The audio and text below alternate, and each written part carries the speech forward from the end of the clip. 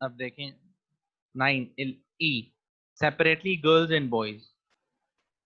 Girls and boys सारे separate होने चाहिए। किस तरह होंगे?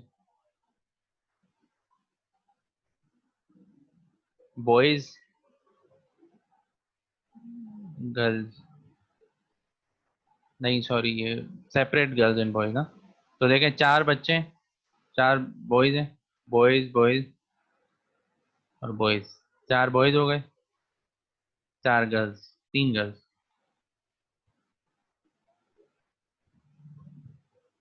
ठीक है, या ये केस हो सकता है, या ये हो सकता है कि गर्ल्स यहाँ पे आ जाए तीन, साथ नहीं बैठना बस इन्होंने। सही है। क्या केस है ये? Simple, separately girls and boys, girls and boys separate हैं, दो अलग अलग तरीक मतलब साथ नहीं बैठे हैं। एक गर्ल्स विंग और बॉयज विंग किया हुआ है, तो दोनों अलग अलग बैठे हुए हैं। चार बच्चे एक तरफ है, छह, तीन लड़कियां एक तरफ, या इधर उधर। सही है। तो क्या होगा इसका आंसर? सिंपल, 4 फैक्टोरियल बच्चों के लिए हो गया, लड़कों के लिए चार तरीकों से बैठ सकते हैं 7 चेयर्स पे।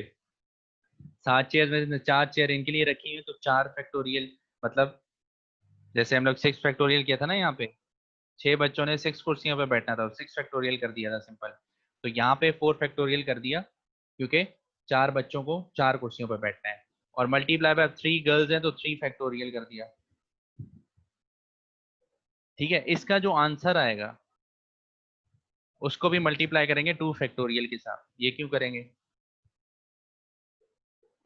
ठीक है, ये अब क्वेश्चन है, ये क्यों करेंगे 2 फैक्टोरियल के साथ? इस तरह इसको इसलिए इसको मल्टीप्लाई करेंगे क्योंकि ये जो गर्ल्स हैं ये यहाँ पे भी बैठ सकती है। देखो ये दोनों केसेस है ना, और करके, या यूं बैठेंगी, या इस तरह बैठेंगे, या इस तरह बैठेंगे। तो ये गर्ल्स वहां पे भी बैठ सकती हैं और यहाँ पे भी बैठ सकती हैं, तो इसलिए ये 2 लिखा है यहाँ पे। तो दो डिफरेंट तरीकों से अरेंजमेंट हो सकती है, या लेफ्ट पे बैठेंगी गर्ल्स या राइट पे गर्ल्स बैठेंगी। तो इसलिए यहाँ पे 2 फैक्टोरियल लिखा है। तो ये इसका आंसर है, ऑप्शन ई का। अच्छा ये देखें डी जो है दोबारा, डी इसी तरह होगा, girls and boys in a group. ये ग्रुप, इसको आप ग्रुप में भी कह सकते हो, ये बॉयज ग्रुप में अलग, गर्ल्स ग्रुप में। इसका बिल्कुल सेम आंसर यही होगा, क्योंकि ग्रुप यहाँ पे भी हो सकता है, वहां पे भी हो सकता है, और ग्रुप के कितने तरह से ग्रुप बन सकता है, तो वो 4 फैक्टोरियल मल्टीप्लाई 3 फैक्टोरियल है और दो की पॉसिबिलिटी है। तो ये भी इसी तरह होगा, D part, same as this, यही इसी तरह स्टेटमेंट बनी। अब देखें ये वाला, देखें no two boys sit together, दो लड़के साथ नहीं बैठेंगे। चार बच्चे हैं, दो बॉयज कोई भी साथ नहीं बैठेंगे, तो boy girl, boy girl, boy girl, boy. ठीक है जी, कोई भी दो बॉयज साथ नहीं बैठे हुए, बीच में गर्ल बैठी है एक। तो अब क्या करेंगे, no two boys sit together, इसका क्या होगा? सिंपल, इसका भी यही होगा कि चार बच्चे हैं, चार तरीकों से बैठ सकते हैं। 4 सीट्स है ना, ये 4 सीट्स बॉयज की हैं, फिक्स कर दी हैं, और ये तीन गर्ल्स की फिक्स कर दी हैं। गर्ल्स की मतलब गर्ल्स बैठेंगी, फिक्स नहीं किया कौन बैठेगा आके। ये बॉयज की फिक्स नहीं है, लेकिन ये नहीं फिक्स है कि साथ ही पहली कुर्सी पे आके बैठेगा, ये नहीं बोला। लेकिन ये कर दिया कि यहाँ पे बॉयज बैठेंगे। तो इसका क्या है? इसका भी 4 फैक्टोरियल है कि 4 कुर्सियों पे 4 बच्चों ने आके बैठा है, 4 फैक्टोरियल आएगा इसका आंसर। और गर्ल्स ने 3 कुर्सियों पे आके बैठा है, तो 3 फैक्टोरियल आएगा। बस इससे आप आंसर निकाल लें, इसकी ये स्टेटमेंट बनेगी, 4 फैक्टोरियल मल्टीप्लाई बाय 3 फैक्टोरियल। ये इसका है, no two boys sit together, कोई भी दो लड़के साथ नहीं बैठ रहे। No two girls sit together, कोई भी दो लड़कियां साथ नहीं बैठ रही है। ठीक है, इसमें क्या होगा?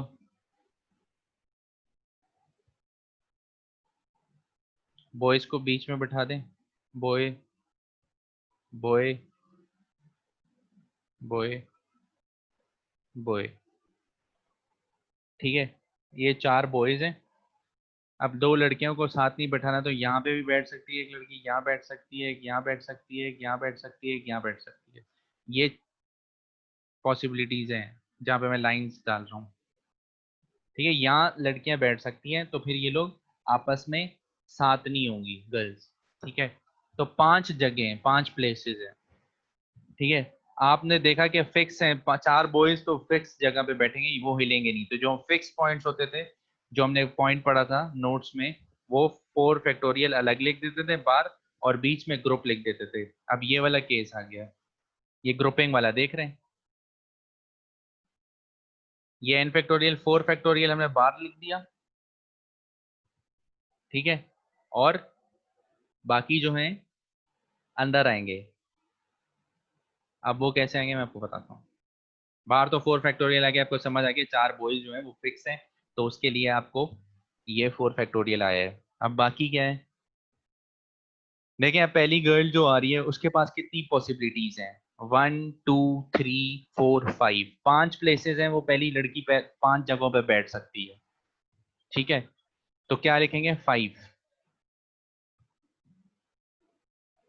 जिस तरह हम लोग ने ये वाला सवाल किया था, ये वाला सवाल किया था, हाउ 6 चेयर्स थी, ठीक है, अली कहीं पे भी आके बैठ सकता था, तो इसलिए हमने यहाँ पे 6 लिखा था, फिर 5 लिखा था। दूसरा 7, जो बच्चा आ रहा था उसके पास 5 जगह, 5 कुर्सियां बाकी थी। तीसरा आ रहा था माजिद, उसके पास सिर्फ 4 जगह बाकी थी, ठीक है।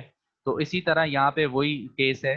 अब लड़कियां लड़कियां 3 है और 5 चेयर्स हैं, तो पहली लड़की के पास 5 पॉसिबिलिटीज है, दूसरी लड़की के पास 4 कुर्सियां बाकी हैं, तीसरी लड़की के पास 3 कुर्सियां बाकी हैं, तो बस 3 ही लड़कियां हैं। तो ये इसका स्टेटमेंट हो जाएगा, ठीक है। ये इस तरह सवाल होगा, इस तरह ये स्टेटमेंट बनानी होती है आपको। अब ये देखें, ये वाला सवाल, how many ways different words can be arranged, different words can be made using the word coverage.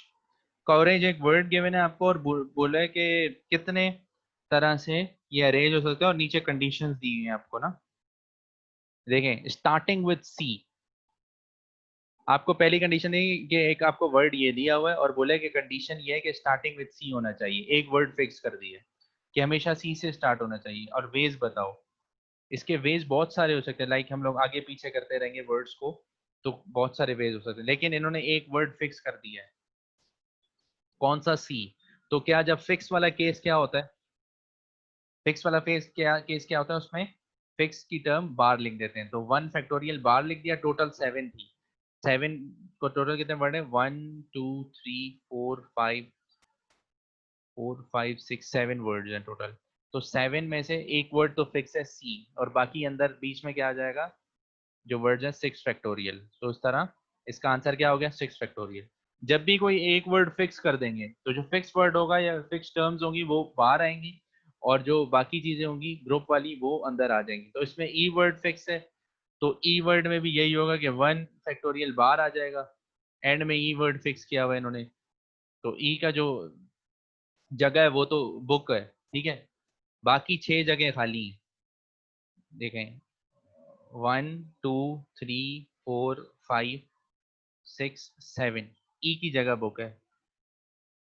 बाकी अब सी पहला वर्ड है, पहला लेटर क्या है, सी, तो सी कहीं पे भी आ सकता है, यहाँ पे लिख दो, पहले केस में यहाँ लिख दो, दूसरे केस में यहाँ लिख दो, तीसरे केस में यहाँ लिख दो, फिर हर केस में डिफरेंट जगहों पे आ सकते हैं। तो इस तरह बहुत सारे वेज होते हैं, लेकिन एक जगह फिक्स है, तो ये सारे इनकी कॉम्बिनेशन क्या हो जाएगा, 6 फैक्टोरियल, और जो फिक्स है वो अलग लिख दोगे आप, 1 फैक्टोरियल। इसी तरह हमने ऊपर वाला केस किया था सी का, वो उसमें पहली पोजीशन सी की फिक्स थी, ठीक है। तो ये दोनों सिंपल 6 फैक्टोरियल, 6 फैक्टोरियल इनका आंसर है। अब देखो क्या है तीसरा केस, वॉविल कम टुगेदर।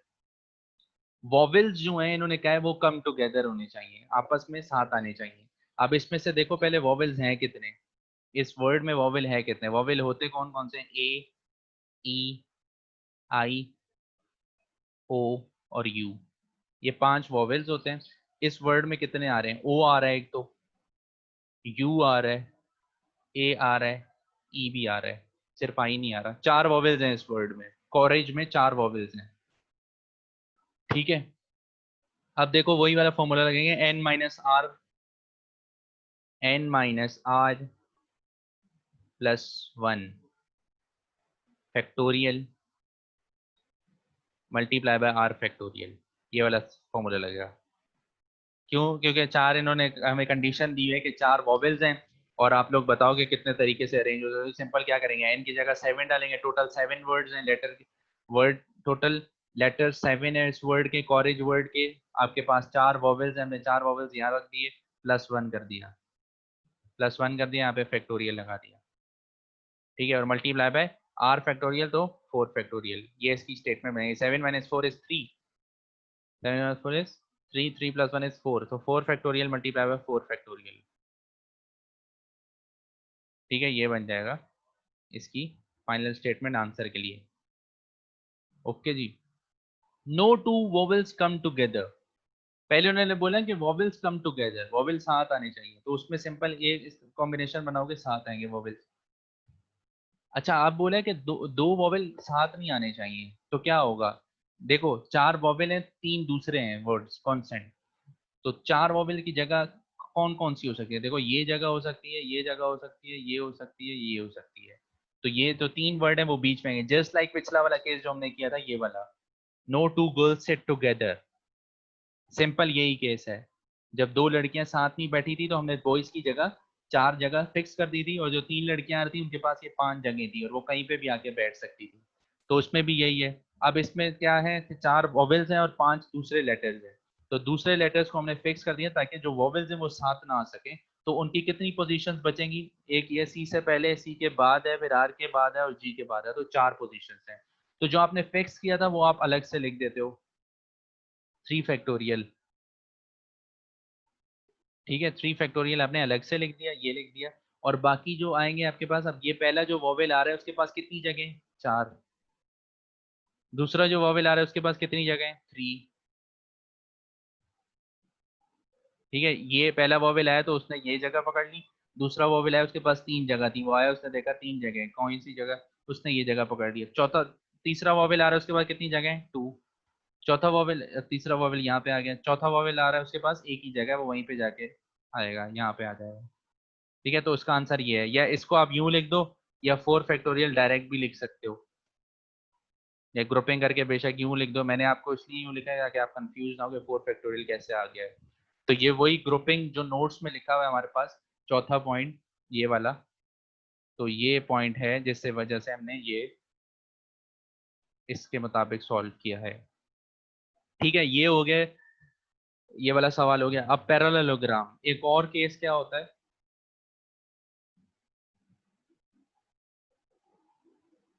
कि अगर, ये देखो, repeated permutation is always divided, repeated permutation is always divided, याद रखिएगा। अगर कोई परमुटेशन रिपीट हो रही है, जैसे अभी आपके पास एक लेटर आएगा, और लेटर की एक तो टोटल नंबर जो होंगे n, वो फैक्टोरियल एकदम रिपीटेड होंगे ना, तो वो हमेशा डिवीजन में आते हैं। कैसे?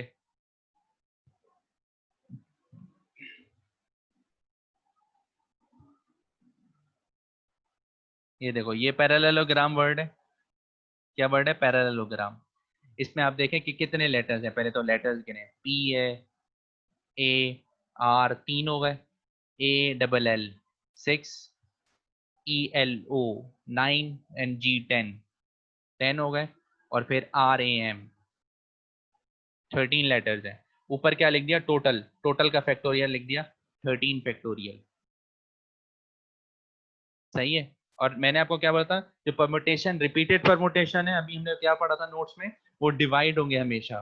तो इसके नीचे अब वो नंबर डिवाइड होंगे जो इस पैरेललोग्राम में जो लेटर्स रिपीट हो रहे हैं, ठीक है। अब देखो कौन कौन से लेटर्स रिपीट हो रहे हैं। एक तो ए रिपीट हो रहा है, देखो, एक बार ए आ गया, दो बार ए आ गया, और ये पैरेललोग्राम ए फिर आ गया, 3 बार ए आ रहा है, तो ए रिपीट हो रहा है 3 दफा। अब दूसरा लेटर ले लो, एल, एल बहुत रिपीट हो रहा है, ये एल आ रहा है, फिर 2 बार एल एक साथ आ गया, फिर ये एल आ गया, एल भी हो रहा है 3 दफा। और कौन सा लेटर रिपीट हो रहा है? आर रिपीट हो रहा है 2 दफा। देखो, ये आ रहा है पैरा, और ले लो ग्राम में आर आ रहा है यहाँ पे, तो आर 2 दफा हो रहा है, और कोई वर्ड लेटर रिपीट नहीं हो रहा। और कोई लेटर रिपीट नहीं हो रहा। पी ए की दफा आ रहा है, ई ए की दफा आ रहा है, ओ ए की दफा आ रहा है, जी बी ए की दफा आ रहा है, तो ये नहीं लिखेंगे। तो देखो ये जो तीनों रिपीटेड लेटर्स थे उनको हम लोग डिवीजन में लिख देंगे। मैंने ए के लिए 3 फैक्टोरियल लिखा, फिर एल की जगह 3 फैक्टोरियल ये नीचे लिखा, और 2 फैक्टोरियल लिख दिया आर के लिए। तो ये पूरी इसकी इक्वेशन बन गई। इसे आप सवाल से सॉल्व कर लो, आंसर निकाल लो। ठीक है। अब इसी में इन्होंने पूछा कि पैरेललोग्राम में वॉवेल्स कम टुगेदर, पैरेललोग्राम में वॉवेल साथ आ रहे हैं, तो कितने पॉसिबल वेज होंगे। ठीक है। तो पैरेललोग्राम में वॉवेल साथ आ रहे हैं। अब आप इसमें देखो कि वॉवेल्स हैं कितने। ए ई आई ओ यू आपके पास वॉवेल्स होते हैं। आप इसमें चेक करो पैरेललोग्राम में टोटल कितने वॉवेल्स आ रहे हैं। ए आ रहा है एक, तो ई भी आ रहा है,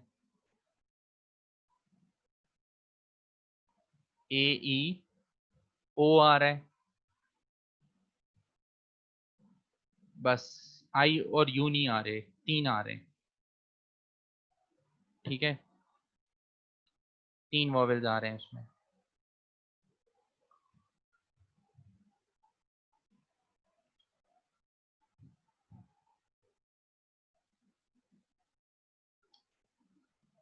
ठीक है जी।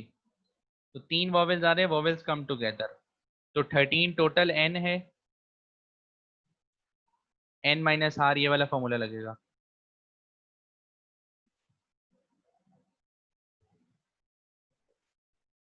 13 - 3।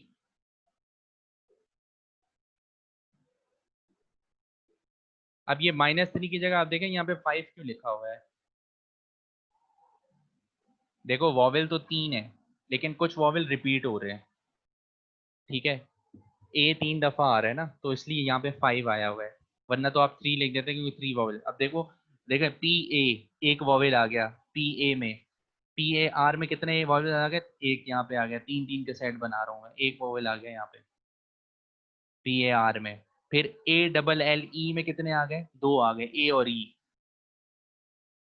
ठीक है, पी ए आर में एक वॉवेल आया है, तीन फर्स्ट 3 लेटर्स में। फिर जो अगले 4 लेटर्स हैं उसमें 2 आ गए। फिर एल ओ जी में कितने आ रहे हैं, ओ आ रहा है, एक आ रहा है। ठीक है, और आर ए एम रैम जो आखिरी है उसमें भी एक आ रहा है। टोटल देखें कितने हो गए, एक, ये 1, ये 2, ये कितने हो गए टोटल, 2 और +1 3, फिर +1 4, फिर +1 5। तो 5 वॉवेल्स आ रहे हैं इसके अंदर पैरेललोग्राम वर्ड के अंदर। तो आर क्या हो जाएगा, 5, इसलिए यहाँ पे लिखा है 5। n minus R plus 1 factorial multiply by R factorial. तो ये फॉर्मूला में वैल्यूज प्लेस किए हैं। n टोटल है 13, आर जो है टोटल वॉवेल्स जो आ रहे हैं इसमें हमारे पास आ रहे हैं 5, और फिर +1 किया, फैक्टोरियल लगाया, फिर आर फैक्टोरियल 5 फैक्टोरियल 5 वॉवेल्स। नीचे जो रिपीटिशन है वो वैसे ही लिख देंगे, ये 2 लिखा हुआ है। जो रिपीटिशन, जहां पे भी रिपीटिशन आ रही हैं वो हमेशा डिवीजन में आएंगी उसके साथ। तो ये बात याद रखिएगा। तो बस ये सिंपल आप सॉल्व करोगे आंसर आ जाएगा। अच्छा, अब ये जो केस है ना ये वाला, इसमें इन्होंने ये बोला है कि नो वॉवेल्स कम टुगेदर। ये वाला जो आखिरी चौथा था ना, नो वॉवेल्स कम टुगेदर। तो नो वॉवेल्स कम टुगेदर, जो वॉवेल्स के अलावा जो अल्फाज हैं वो इन्होंने लिख दिए। जो वॉवेल्स के अलावा लेटर्स हैं पैरेललोग्राम में वो सारे इन्होंने लिख दिए। पी है तो वॉवेल यहाँ पे आ जाएगा, यहाँ पे आ जाएगा, ताकि 2 वॉवेल साथ ना आए। ठीक है,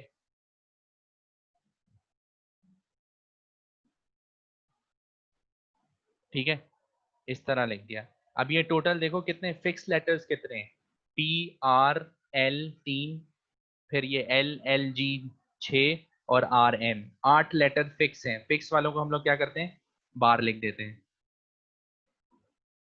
ठीक है, 8 फैक्टोरियल पी, देखो गिनो, पी आर एल एल कितने हो गए, 1 2 3 4 5 6 7 8, 8 पोजीशन फिक्स हैं। जो लेटर्स वॉवेल्स नहीं है उन्हें हमें फिक्स कर दिया है, और उनके जो दरमियान स्पेसेस है उसमें हमने वॉवेल्स डालेंगे ताकि कोई 2 वॉवेल्स आपस में रिपीट ना हो पाए।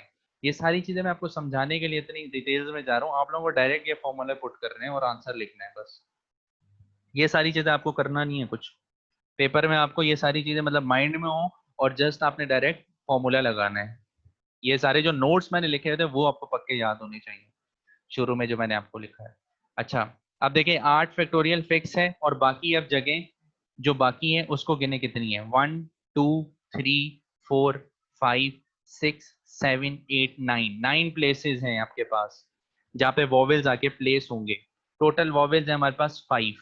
तो पहला जो वॉवेल आएगा, पहला वॉवेल अगर ए आ रहा है इधर यहाँ पे इनमें फिट होने के लिए, तो उसके पास कितनी पॉसिबिलिटीज है, 9 पॉसिबिलिटीज है उसके पास। ठीक है, ये 9 पॉसिबिलिटीज है पहला वॉवेल जो आ रहा है। एक पोजीशन बुक हो गई, यहाँ पे ए आ गया है। दूसरा वॉवेल 2 बार 3 बार ए आएगा ना, तो दूसरा वॉवेल ए दोबारा आ रहा है इन वर्ड्स के अंदर आने के लिए। उसके बाद अब कितनी पॉसिबिलिटीज हैं, एक बुक हो चुकी है जगह, 8 जगह रह गई है, टोटल 9 प्लेसेस थी। ए आके बैठ गया एक जगह पे, तो बाकी अब 8 प्लेसेस रह गई। तो ए, दूसरा ए भी आ गया। अब तीसरा ए आ रहा है, तीसरा ए आ रहा है, उसके पास कितनी जगह होंगी, उसके पास 7 प्लेसेस होंगी क्योंकि 2 जगह बुक हो चुकी हैं। अब चौथा और कौन सा वॉवेल है, ई वॉवेल है। अब ई इसमें आ रहा है, इन वर्ड्स में बैठने आ रहे हैं, कहीं भी बैठ सकता है, लेकिन उसके पास जगह कितनी है, उसके पास चॉइसेस कितनी है बैठने के लिए, 6, क्योंकि 3 जगह बुक हो चुकी हैं और 9 में से 3 निकालो तो 6 बच गई। अब ओ है, ओ आखिरी आ रहा है, उसके लिए 5 प्लेसेस हैं।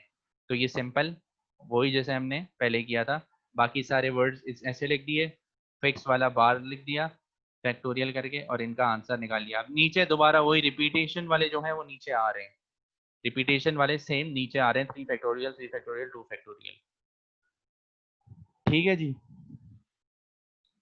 अच्छा, अब मैं आपको एक सवाल देता हूँ।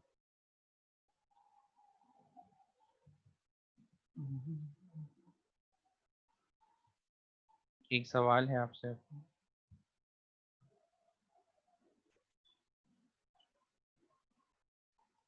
ये सवाल आपकी बुक का ही है, मिलता जुलता है उससे और आया हुआ है past paper. There are 3 books, 3 Sindhi books.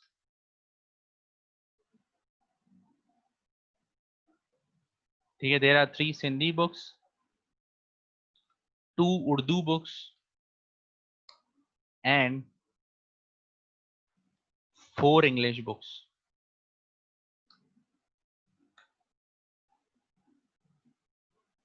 In how many ways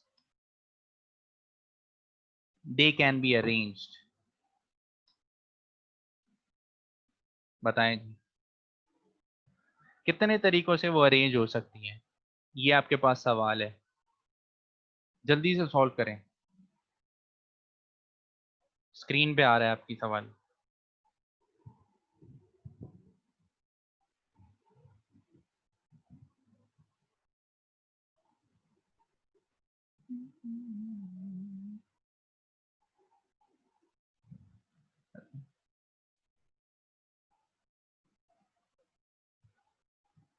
नहीं, 24 नहीं होगा इसका।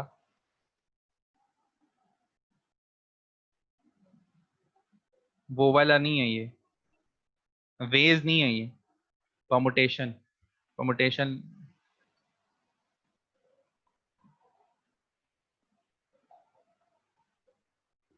इसमें देखें रिपीटिशन भी है, उस उनमें रिपीटिशन नहीं होती थी, वो जो लाहौर कराची से लाहौर वाला था, उसमें रिपीटिशन नहीं होती थी, उसमें कराची से लाहौर के 3 रास्ते अलग अलग थे, ABC। और जो लाहौर से इस्लामाबाद के रास्ते अलग अलग थे, XYZ और T। उसमें कोई रिपीटिशन नहीं थी, इसमें रिपीटिशन है।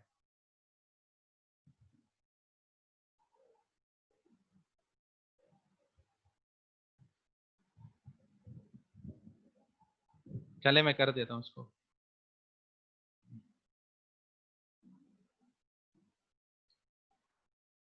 देखें क्या होगा, सिंपल, पहले आप लोग एन गिने, जैसे आपने वर्ड पैरेललोग्राम का किया था, तो उसके वर्ड कितने थे, 13 आ रहे थे। ऊपर ये बुक्स कितनी है, 3 2 एंड 4, 4 + 2 = 6, 6 + 3 = 9, 9 फैक्टोरियल लिख दें ऊपर। नीचे जो आएंगे उसकी रिपीटिशन, रिपीटिशन क्या है, 3 सिंधी की बुक्स हैं, 2 इंग्लिश की हैं और 4 इंग्लिश की हैं और 2 उर्दू की हैं। ठीक है, ये इसकी आंसर होगा इस तरह। ठीक है, अगर ये तब है जब हम लोग रॉ में अरेंज कर रहे हैं और कोई हमें केस नहीं दिया इन्होंने, मतलब सेम बुक्स हो सकती हैं।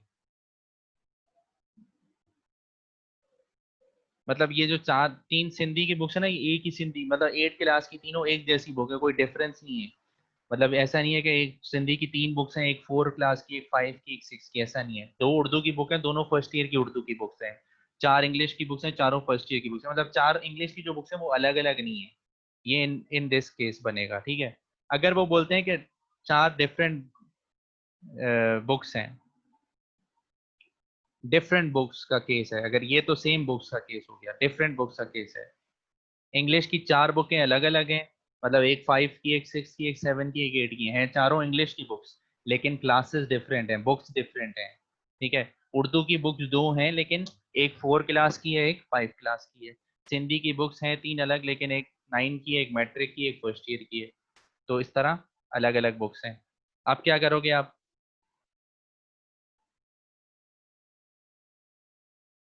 सिंपल वही ग्रुपिंग करोगे। देखो 4 फैक्टोरियल, जो उर्दू इंग्लिश की बुक्स हैं वो 4 तरीकों से अरेंज हो सकती हैं, देखें, 4, ठीक है। एक 4 क्लास की बुक है, एक 5 क्लास की इंग्लिश की बुक है, एक 6 की है, एक 7 की है। ये चारों इंग्लिश की बुक्स हैं, ठीक है, इंग्लिश की बुक्स हैं। और अब आपके पास अरेंजमेंट कितनी है? 4, शेल्फ में 4 पोर्शंस हैं, उसमें आपको जगह पे रखनी है 4 बुक्स। तो कितनी अरेंजमेंट हो सकती है? 4 फैक्टोरियल हो सकती है। 4 यहाँ पे आएगा, 4 क्लास की बुक यहाँ पे आ गई, 5 की यहाँ आ गई, 6 की यहाँ आ गई, 7 की यहाँ आ गई, ये एक ऑप्शन हो गया। फिर इसी तरह आप ऊपर नीचे करते रहो, 5 यहाँ पे आ सकता है, 4 यहाँ पे आ सकता है, 6 यहीं पे रहे, 7 यहीं पे रहे, विषय। तो इस तरह आपके पास कॉम्बिनेशन कितने बनेंगे? 4 factorial. Same for Sindhi, 3 Sindhi books, and same for Urdu. ये है इसके अरेंजमेंट। ये जो बुकों का आपस में अलग अलग अरेंजमेंट हो सकता है। अब पोजीशंस आपके पास 9 है, 3, 4, 5, 6, 7, 8, 9, सही है, 9 शेल्स हैं, इसमें ये सारी बुक्स अरेंज करनी है। तो उसके भी अब 3 फैक्टोरियल हो सकते हैं। जरूरी नहीं कि आप यहाँ पे इंग्लिश की बुक्स लगाना शुरू कर दो पहले। फिक्स नहीं किया ना उन्होंने, यहाँ इंग्लिश की बुक्स 4 पहले लगाओ, फिर सिंधी की लगाओ, फिर उर्दू की लगाओ। 3 पॉसिबिलिटीज है, पहले उर्दू की भी लगा सकते हो 2, पहले 3 सिंधी की भी लगा सकते हो। तो इस तरह ये आगे पीछे हो जाएंगे, और इसकी भी 3 फैक्टोरियल, 3 फैक्टोरियल केसेस बनेंगे। तो इसका जो आंसर है वो ये होगा। और अगर सेम बुक्स हैं, कोई डिफरेंस नहीं है, तो उसका आंसर ये होगा, ठीक है। अच्छा, अब हम लोग जल्दी से प्रोबेबिलिटी पढ़ लेते हैं। प्रोबेबिलिटी क्या होता है? प्रोबेबिलिटी, देखो प्रोबेबिलिटी का सिंपल फॉर्मूला ये है कि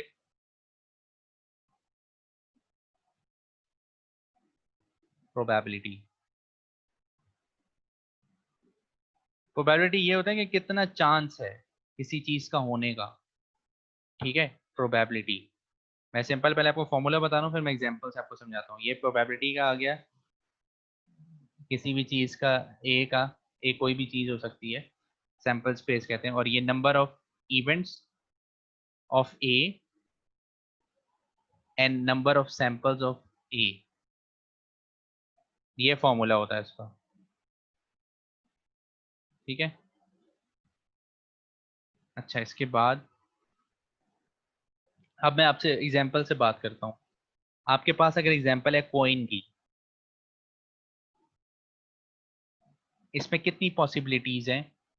पहले आप बताएं इसका सैंपल स्पेस क्या होगा।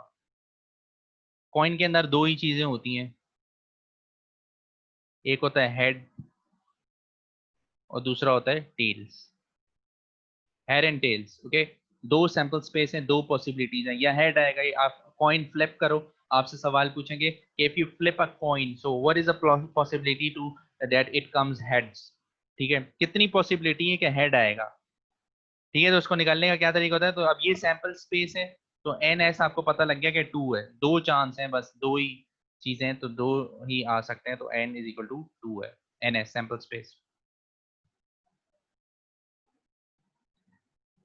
कह रहे हैं कि अगर आपसे यही पूछा कि हेड आने के कितने चांसेस हैं, तो आपको लाना है हेड्स। हेड मतलब वन, एक कोई चीज लानी है। ये फॉर्मूला लगा रहा हूँ मैं पीए का, प्रोबेबिलिटी का। हेड एक है ना दोनों में से, या टेल है। आपको चाहिए हेड, एक पॉसिबिलिटी चाहिए। नीचे क्या आएगा, नंबर ऑफ सैंपल स्पेस 2 आ जाएगा।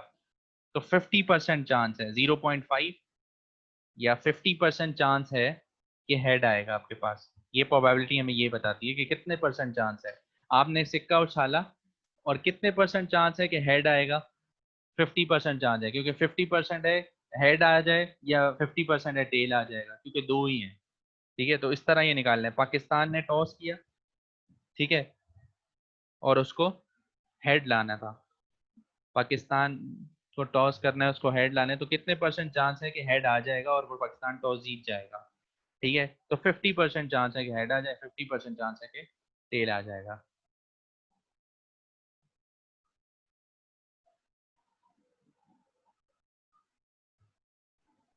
अच्छा नेक्स्ट, ये एक एग्जांपल होगी 0.5। अगर दूसरी एग्जांपल ले लें डाइस की।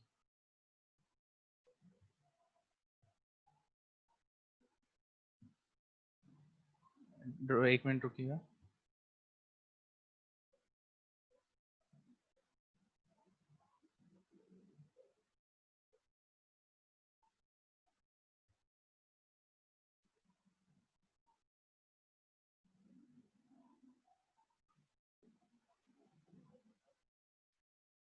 ओके, सो दूसरी एग्जांपल है डाइस। डाइस का हम लोग लेते हैं, देखिए डाइस का क्या सैंपल स्पेस होता है।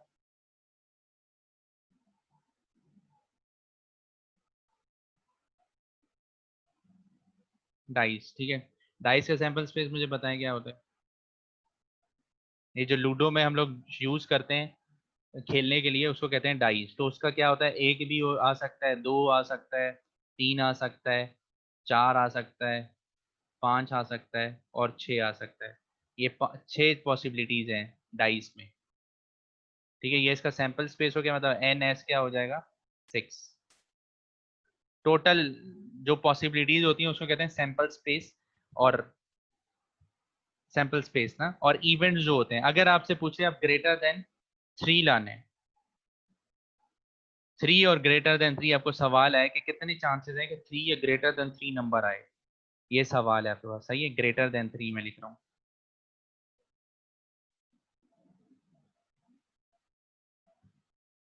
ग्रेटर देन 3, तो इसका ए क्या बनेगा, नंबर ऑफ पॉसिबल इवेंट्स। 3 से बड़े कितने नंबर हो सकते हैं, 4, 5 एंड 6। ठीक है, ये ए बन गया। तो एन ए क्या हो जाएगा, 3।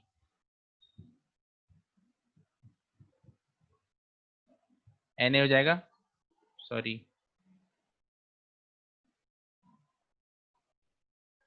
N A number of events 3। Simple, अब आप क्या कर दोगे, 3/6।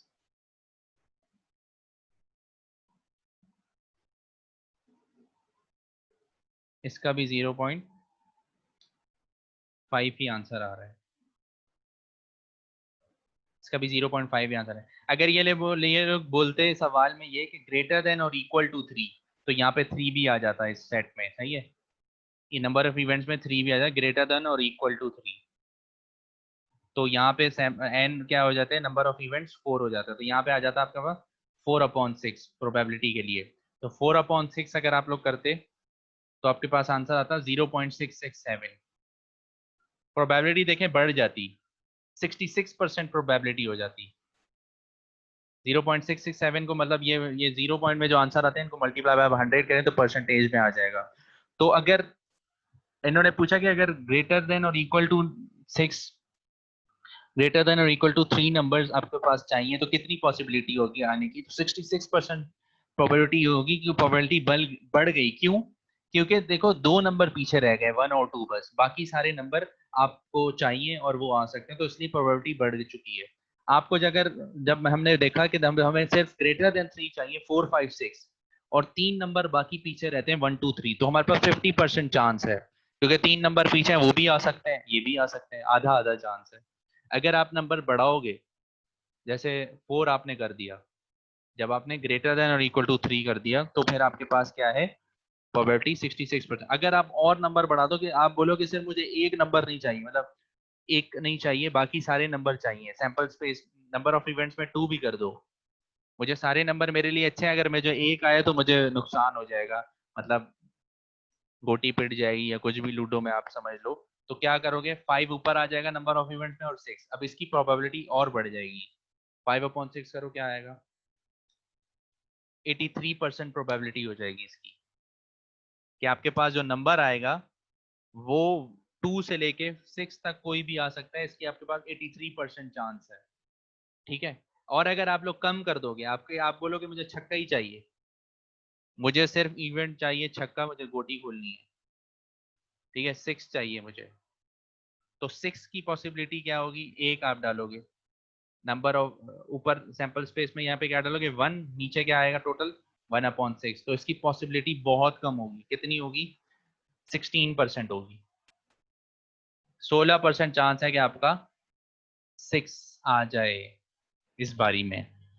ठीक है, तो दिस इज कॉल्ड प्रोबेबिलिटी, इस तरह हम लोग कर रहे थे प्रोबेबिलिटी का, ये बात याद रखिएगा कि प्रोबेबिलिटी जो होती है हमेशा लाइज बिटवीन 0 एंड 1, किसी भी लाइज बिटवीन 0 एंड 1, ना 0 से कम होगी, मतलब माइनस में नहीं होगी, और ना 1 से बड़ी होगी, हमेशा 0.5, 0.6 इस तरह आ रही होगी, मतलब इसको आप फिर मल्टीप्लाई बाय 100 करते हो, तो फिर मैं आपको वो सारी परसेंटेजेस बता रहा था, तो ये 50% हो जाएगी, ये 60% हो जाएगी इसी तरह। ठीक है, जितनी, अब जो हमारा 1/6 का आंसर आ रहा था वो 0.16 आ रहा था, तो हमेशा probability always lies between 0 and 1, ये एमसीक्यूज आ जाता है। और अब प्रॉपर्टीज है कुछ प्रोबेबिलिटी की, वो मैं आपको बता रहा हूँ। एक तो यही है, पहली प्रॉपर्टी की प्रोबेबिलिटी कहाँ लाई करती है, 0 से 1 तक, 0 से 1 के दरमियान।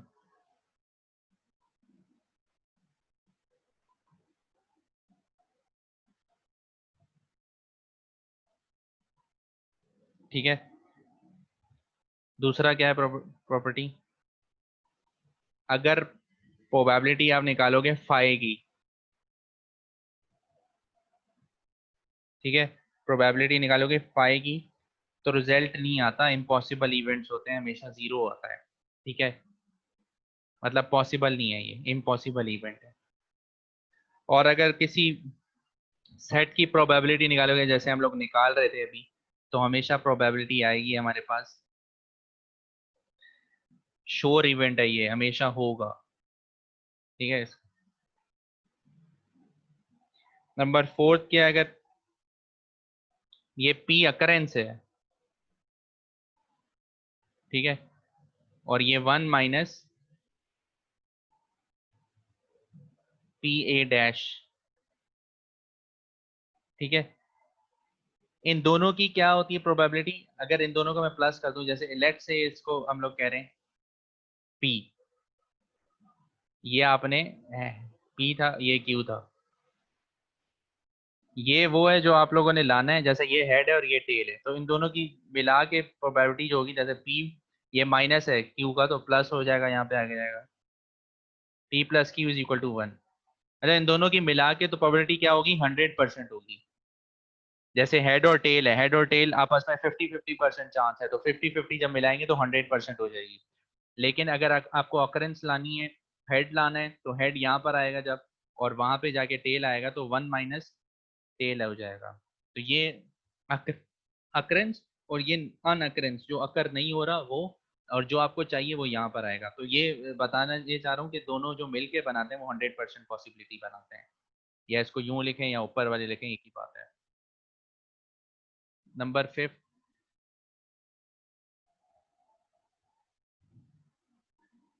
अब बाकी ये यूनियन और इंटरसेक्शन के, पी अगर हो, A union B, if A and B और 2 पॉसिबल इवेंट्स, अगर ये दो इवेंट हो ए और बी, तो क्या होगा, is equal to P A ये प्रॉपर्टीज जो बनती हैं इसके पीछे पूरा फॉर्मूलाज होते हैं, डेरिवेशंस होती हैं, और उसके वो सॉल्व करके ये बन रही होती है। ठीक है, ये मैंने आपको पहले भी बताया है कि प्रॉपर्टीज यूं बनती हैं सारी, इनके हमेशा प्रूव होते हैं। ये light left hand side right hand side zero क्यों आया है, इसके पीछे पूरी एक बड़ी सी डेरिवेशन और एक प्रूव होता है। ये ऐसे ही डायरेक्ट नहीं होती। तो वो आपकी बुक में कुछ मौजूद होता है, आपकी बुक में कुछ नहीं होते, लेकिन वो ईकेट के लिहाज से बहुत अनइम्पॉर्टेंट चीज है ये, डेरिवेशन करना। प्रॉपर्टी याद होनी चाहिए क्योंकि डायरेक्ट प्रॉपर्टी आ जाती है। आपको बोलेंगे एक साइड दी होगी लेफ्ट हैंड साइड, पूछेंगे राइट हैंड साइड क्या है, जैसे पी एस दिया हो बोलेंगे क्या पॉसिबिलिटी थी, 1 0 क्या होता है, शोर इवेंट होता है क्या होता है, तो ये आपको याद होना चाहिए। ए इंटरसेक्शन बी होता है इसका।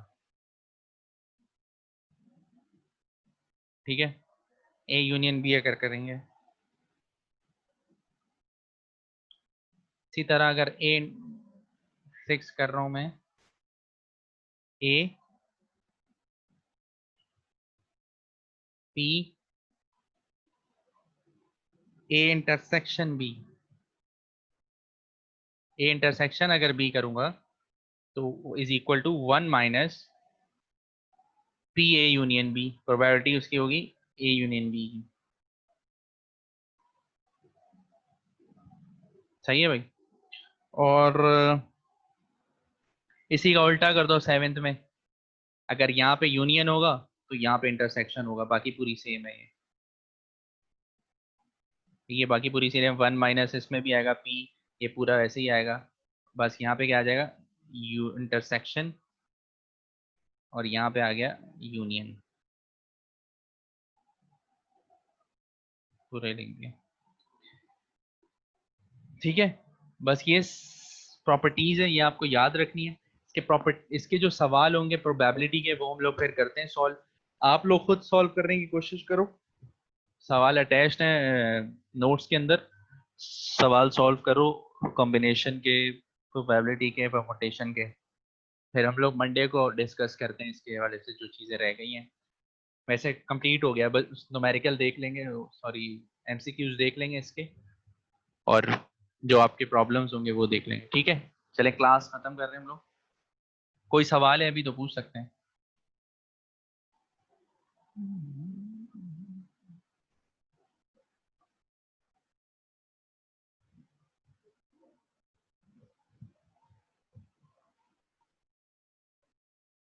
चले ठीक है, ओके, थैंक यू, अल्लाह हाफ़िज़।